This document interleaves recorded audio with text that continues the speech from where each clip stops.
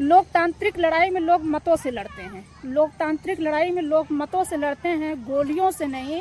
लेकिन जब लोगों को सत्ता और दौलत की लालच लग जाती है तो फिर वो गोलियों से और लाठियों से लड़ने लगते हैं। जिस प्रकार से बिहार में एक लीडर नेता की हत्या हो जाती है, गोलियों से भून दिया जाता है दिन दहाड़े, इससे आप समझ सकते हैं कि बिहार में विपक्ष कितना प्रतिपक्ष से डरा हुआ और सहमा हुआ है।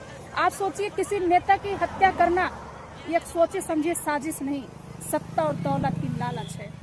सोचिए, जिस देश में लोकतांत्रिक लड़ाई हो, जिस देश में मतों से 5 साल बाद सत्ता को हराया और जिताया जाता है, वहीं पर लोग गोलियों से किसी को मौत के घाट उतार दे रहे हैं, किसी की परिवार उजाड़ दे रहे हैं और संविधान के आत्मा के साथ सरेआम खिलवाड़ किया जाता है। बिहार राज्य में जाकर के देश के प्रधानमंत्री नरेंद्र मोदी जी 2001 की घटना याद करके कहते हैं कि जंगल राज मत भूलना। मैं मोदी जी आपसे ये पूछना चाहती हूँ कि बिहार में आज की स्थिति में क्या है? जंगल राज नहीं है, गुंडा राज नहीं है, तो फिर ये क्या है?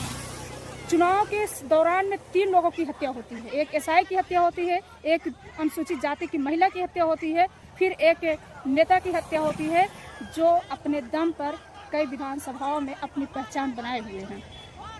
इस परिस्थिति में आप समझ सकते हैं कि सत्ता का लालच और सत्ता का लोभ कितना चरम पर चढ़ चुकी है, जहां जनता की आवाज न बनने के बजाय सत्ता की लालच देखते हैं। तो ऐसी परिस्थिति में बिहार की जनता को पूरी तरह से जागरूक होना होगा और अपने मतों के अधिकारों से बीजेपी राज को खत्म करना होगा, क्योंकि बिहार की जनता अब नहीं जागेगी तो फिर बिहार के जनता पूरी तरह से गुलाम अपने आप को महसूस करने लगेगी।